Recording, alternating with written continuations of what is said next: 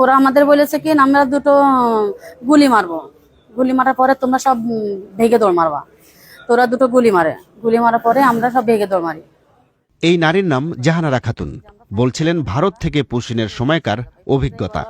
বলবা পুলিশ লোক যদি ধরে তাহলে বলবা যে আমরা ইন্ডিয়া যাচ্ছিলাম, যাওয়ার সময় আমরা তাবড় দিয়েছে, আমরা চলে আসি। জাহানারা খাতুনের সঙ্গে গেল রোববার একই দিনে পুশিনের পর বিজিবির হাতে আটক হন যশোরের নুরুন্নাহার, যিনি ৩ বছর আগে ভারতের মুম্বাইয়ে গিয়েছিলেন কাজের খোঁজে। আমরা ঘরে শুয়েছিলাম, ঘরের থেকেই ধরেছে আমাদের।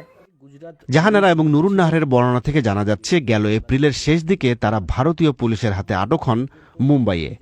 সেখানে ১৫ দিন আটক রেখে যাচাই বাছাইয়ের পর বিমানে করে তাদের পাঠানো হয় কলকাতা।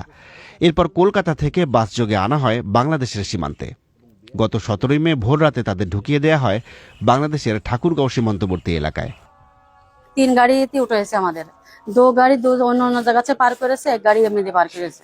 মানে আমরা সবাই যখন আমাদের পার করেছে, আরো তো ছিল, আরো কোথায় কোথায় চলে গেছে বলতে পারিনি। আমাদের যখন বিএসএফ বের করে দিল, যখন আমরা মাঠের মধ্যে পড়ি ঘুরছি, আমরা চিনতে পারছি না, কিচ্ছু না। তারপরে একটা লাইট জ্বলছিল, লাইট এরিয়াতে আমরা এখানে এসে উঠলাম, বিডিআরদের কাছে উঠলাম, এখানতেই আমাদের ধরলো।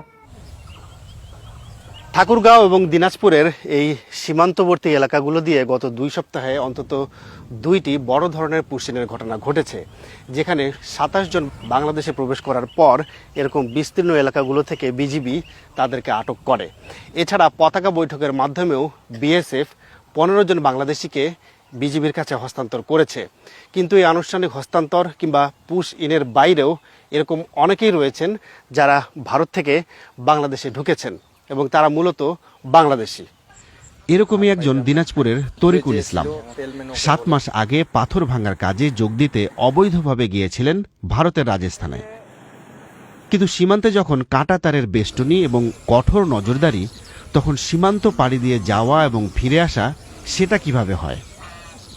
যারা দালালেরা ওরা তো মনে করেন যে দেখো যে ওই বিএসএফ আছে ওইখানে ক্যাম্পের ওইখানে বসে, একটা আছে এই পাশে বসে, এই ফাঁক দিয়ে ঢুকাই দিল, এইভাবে ঢুকায়।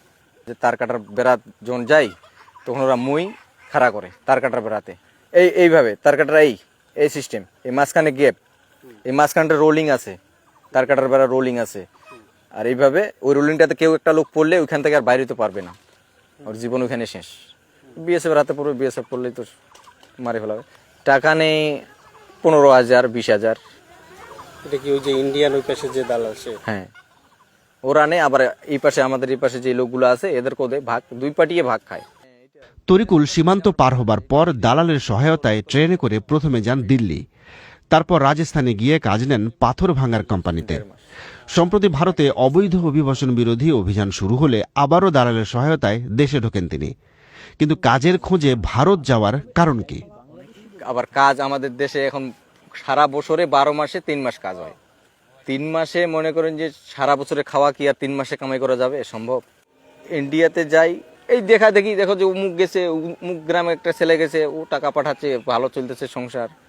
ঠাকুরগাঁয়ের হরিপুর সীমান্তে এটি হচ্ছে নাগর নদী, নদীর ওপারে ভারত। নদীর ওই পারে বিস্তীর্ণ এলাকা জুড়ে ভারত কাঁটাতারের বেষ্টনী দিয়েছে, কিন্তু এরপরও জায়গাটি যেহেতু জঙ্গলাকীর্ণ এবং অনেকটা দুর্গম, ফলে সবসময় এই এলাকায় নজরদারিতে রাখা সম্ভব হয় না। আর এর সুযোগ নিয়েই অনেকে যেমন অবৈধভাবে ভারতে যান, আবার ভারত থেকেও বাংলাদেশে অনুপ্রবেশের ঘটনা ঘটছে। তরিকুলের সূত্র ধরে খোঁজ করতেই এরকম বেশ কয়েকজনকে পাওয়া গেল, যারা সম্প্রতি ভারত থেকে ফেরার পথে বাংলাদেশ সীমান্তের ভেতরে বিজিবির হাতে আটক হয়েছিলেন। পরে পুলিশের মাধ্যমে তাদের আদালতে তোলা হয়। যে গত ১৭ তারিখে ১৭ জন এবং ১০ তারিখে ১০ জন, টোটাল ২৭ জন, এই ২৭ জনকে আমরা কোর্টে স্যান্ড ওভার করে দিচ্ছি। হ্যাঁ, এরা আমরা পরবর্তীতে আমরা জানতে পারছি এরা সবাই বাংলাদেশি নাগরিক। এরা বিভিন্ন এলাকার মানুষ। আমি পার্বত্য চট্টগ্রামের দেখছি ৫ জন, বরিশালের দেখছি, তারপর পটুয়াখালীর দেখছি, তারপর বরিশাল, যশোরের দেখছি। এটা বিভিন্ন ডিস্ট্রিক্টের মানুষ এখানে আছে। গ্রেপ্তারকৃত ব্যক্তিরা অবশ্য পরে আদালতে জামিন পেয়েছেন। এদেরই কয়েকজনের সঙ্গে কথা হয় বিবিসির। তারা বলছেন ভারতে আর যাবেন না। ফেরত আসলাম, ওই যে পাকিস্তান আর ভারত যুদ্ধ লাগছে না, ওই জন্য আর কি বাংলাদেশের লোককে দেখতে পারে না, ধরে ধরে মারে, অত্যাচার করে, বহুত আর কি অত্যাচার করতেছে। হ্যাঁ, পুলিশ গিয়েছিল, পুলিশ গেছে, আমরা পাহাড়ে গেছি, পাহাড়ে যাই ৪ দিন, ৮ দিন ২৪ ঘন্টা পাহাড়েই না খাইয়ে পড়েছিলাম। হ্যাঁ ঢুকেছিলাম পাহাড়ে। পুলিশ ঘুরে আশেপাশে মেশিনে, তখন চলে আসলাম 6-7 জন মিলে।